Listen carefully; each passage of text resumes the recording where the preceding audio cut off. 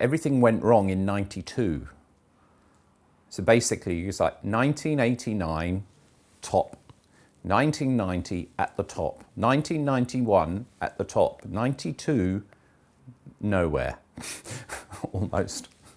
It was quite a shock. And because I hadn't looked after the business side of things. This thing, I'd made a monster, and the monster went completely out of control, out of my control. It's like Game of Thrones and Daenerys with her dragon.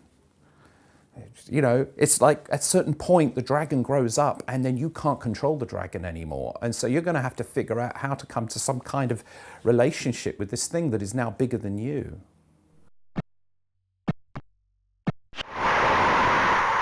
So I said, never mind, you just do what you do. You know, it's quite clear that you found your passion, the thing that you were here to do. You're here to make games. Just make the games. Don't worry about it. Yes, that's the right thing to do. If that monster is going to go out there causing mayhem, let it. I just work on the next monster. You know, so, and that was my philosophy.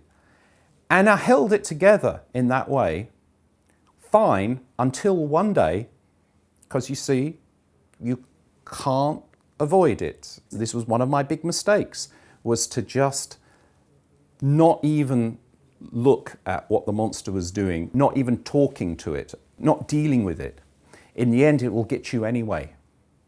And I remember I'm sitting there working on Kickoff 3, and I'm looking at the magazines because there was no internet, so that was how the communication and things were.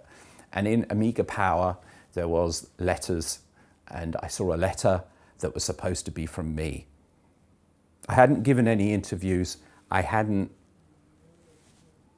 interacted with my fans even. I kept my head down. And now there was a letter supposedly from me, and my heart sank, because it's like, look, I'd made this arrangement in my mind. I'm not going to engage in it. I'm not going to engage in it because I know where it leads. Somehow I knew it would lead to a dark place. Somehow I knew it was important for me to just be strong and be me. And there was a letter in Amiga Power that was supposed to be from me. They didn't check. Nobody knew who Dino Dini was. Some people thought he didn't exist. Some people thought he was an Italian footballer.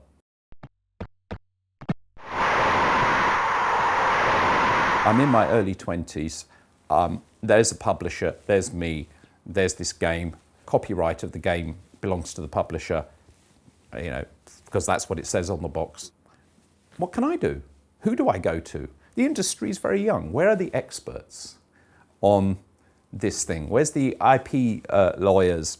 And the problem is it happened so fast, and with me in a vulnerable position, I was not without the experience. And of course, this phenomenon that occurs, success brings jealousy. And the jealousy comes from all different places. Even the person who needs to be thankful, Anil Gupta, right? He passed away like 15 years ago. May he rest in peace. But, you know, it should have been between me and the publisher, it should have been a mutually beneficial business relationship.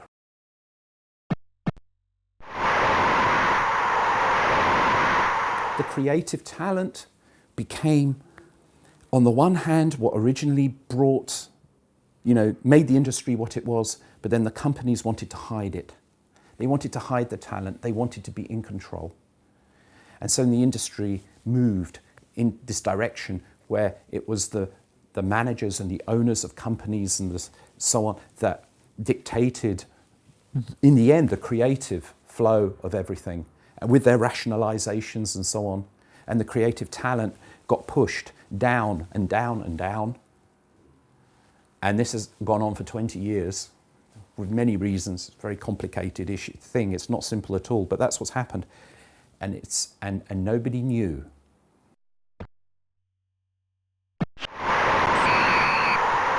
So this is where my problem started.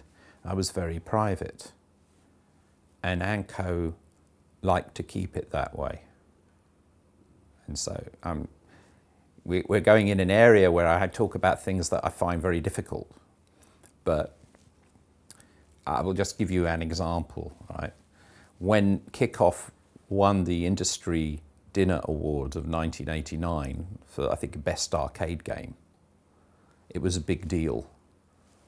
I was nominated for Best Programmer as well, but Bullfrog beat me to it. They actually won in 1989 that for Populous. And Anil Gupta told me, but I wasn't there. So I didn't pick up the award. I was just told. I did pick up the Golden Joystick Award for Kickoff 2 in 1989. And it was Jonathan Ross, TV personality Jonathan Ross. He was the guy who was presenting, you know. So I can remember picking this up. I was included for that one. I won a second Golden Joystick Award in 1991 for Kickoff 2. So 2 years in a row, Game of the Year. I found out that I'd won that second one when I read it in a magazine. And Anco hadn't even told me.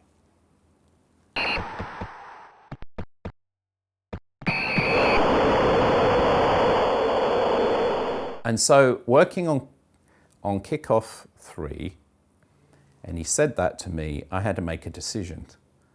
It's like there are limits with me, and he crossed the line with me. There was no going back. I had to leave Anco. I had to. I took everything with me because one thing was that until the game was released, I didn't give anybody anything. And I'd learnt that anyway with Anil, because you had no idea where it was going to go. So, you know what? I found myself another publisher. I got an agent who helped me, and we found another publisher, and that publisher was Virgin. Okay, so we got as far as like the Kickoff 3. I did a conversion to the Mega Drive, so that was released, but that was released on the same day as FIFA. The FIFA in '94, and obviously that was not good for me. I was trying to continue telling my story as a game designer, but the whole of the new industry with the PlayStation came along, and that was another kind of monster. If you wanted to make a game for PlayStation 20 years ago, you needed to spend $20,000 of money of 20 years ago for a development kit. And there was no guarantee they would let you actually publish the game. So from a business point of view, it was crazy. It was only big businesses and big publishers that could take the gamble, and anyone like me couldn't do it.